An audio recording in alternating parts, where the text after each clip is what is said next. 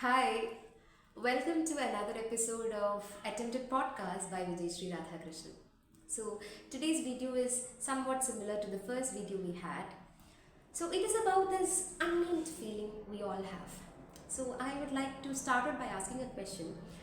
Have you ever had that feeling where you can say what it feels like and you can say what it is not, but you don't know what exactly you could name it? For instance, I could say that I like this stuff, I love it, I hate this, and seeing or thinking of it makes me nauseous. So, for every feeling, for every emotion, you can have a name, you can have an adjective. But there are certain feelings for which it is very difficult to assign a name for it. So, I would like to speak about one such feeling I have experienced in my life. So, I started catching this feeling when I started living by myself. So, for a major part of my life, I was living with my family where I never had to make a choice. So, everything was made available at my arm's length. So, if I wanted food, I could just simply go to kitchen and grab a bite. Or if I was perplexed with what choice could I make with respect to my education, there was my family whom I could, resort to at any point of time. But when I started living by myself, with this freedom of living on yourself or living by myself, came the freedom of making mistakes. And again, the liability of making choices. And choices ranging from what exactly to buy from a grocery store to what career path you should choose. How can you do it? And what is not your path? What to do, what not to do, what is right, what is wrong for you. So, these plethora of choices made me even more, scared. And I, being this person who makes a right step after making 100 mistakes, I felt the situation even more complicated. There were situations in my life where I thought, how people are doing this. I was thinking how my mom is making home back in Kerala, how she's managing to make the home smell so good when I'm struggling even to put all the utensils together, wash them and prep food. I was always confused how she is managing, how she is juggling around, how she's juggling her life, her career, her house, her kids, her family, her research, everything. I was confused. And here I am sitting wondering what to do. And that's when I started looking in social media. There, what I was seeing is everybody except me is moving forward with their life. There, I could see that I could be very honest and say that I was never feeling jealous for any of them. I was feeling this genuine sense of pride in people. I was feeling this genuine sense of happiness seeing them move forward in their life. But somewhere I was feeling that what am I doing with my life, or what exactly is the wrong thing I'm doing.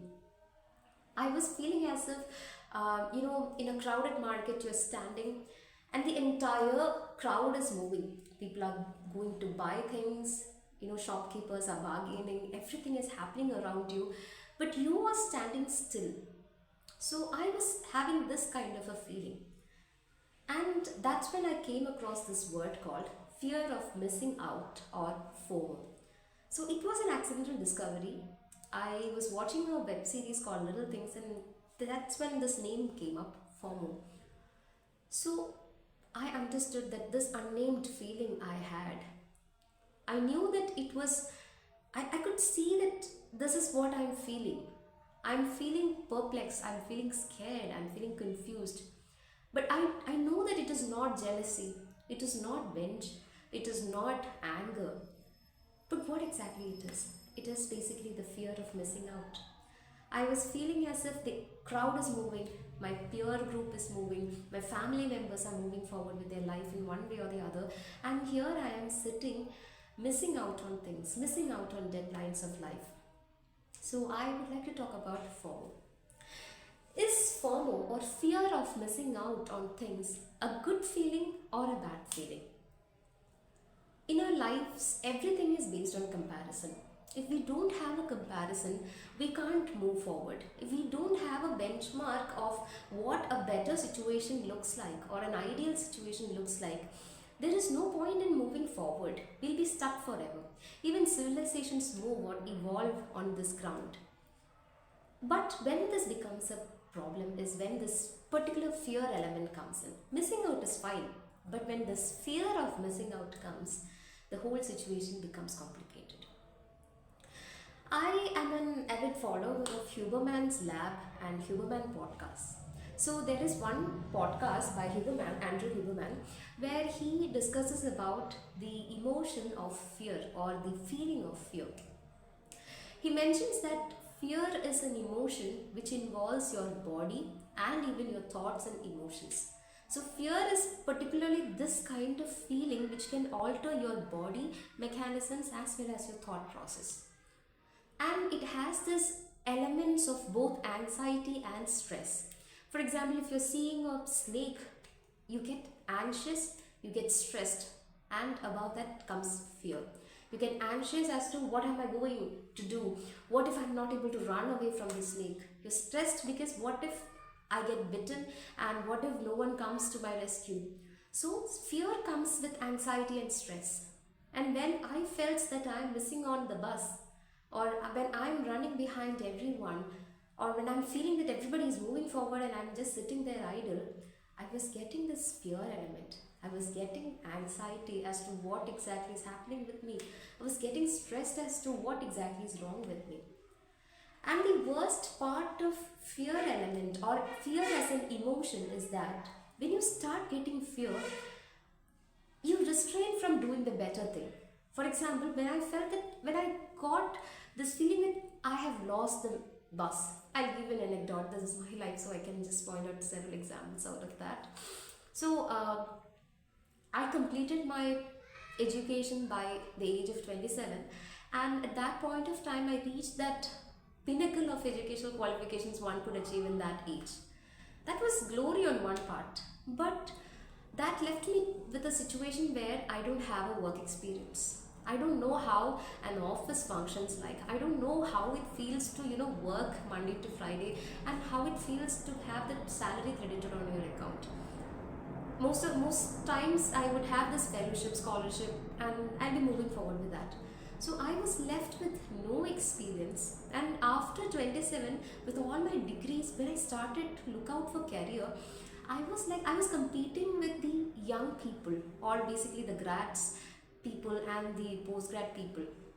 So I felt that everybody is moving forward, I am somewhere behind, and I was pretty sure of the fact that I missed the bus to progress.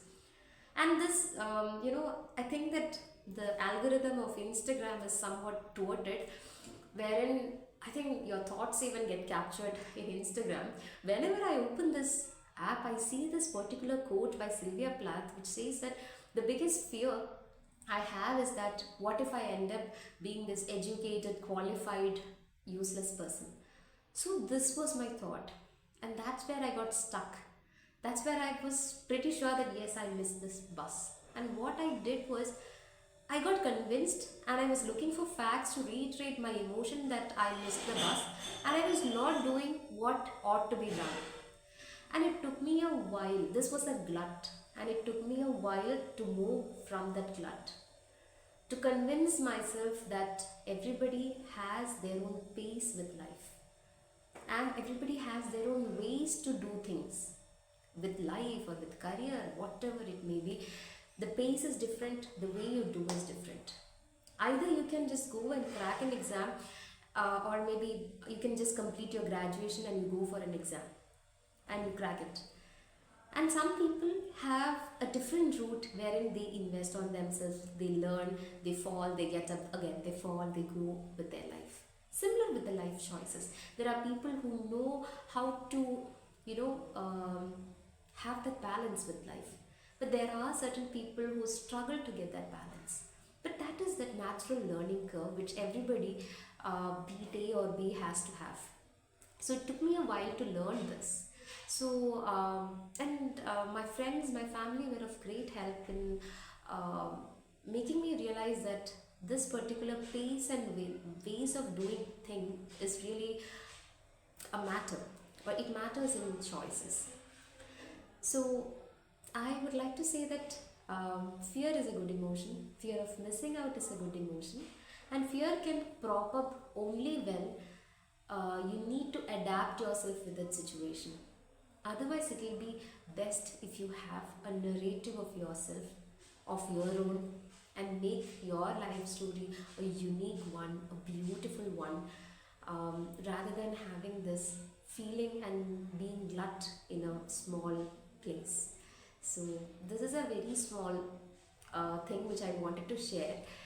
Um, and I don't know how much you people can relate to it. And as I told, this medium of YouTube I consider as a platform where I can spill out my thoughts, more like when you journal your thoughts. So you journal your thoughts in your diary, but this is kind of online journaling maybe, or journaling it in a video format, and seeing if people resonates. So thank you so much for listening. Hope to get back with a really nice video next time. Thank you.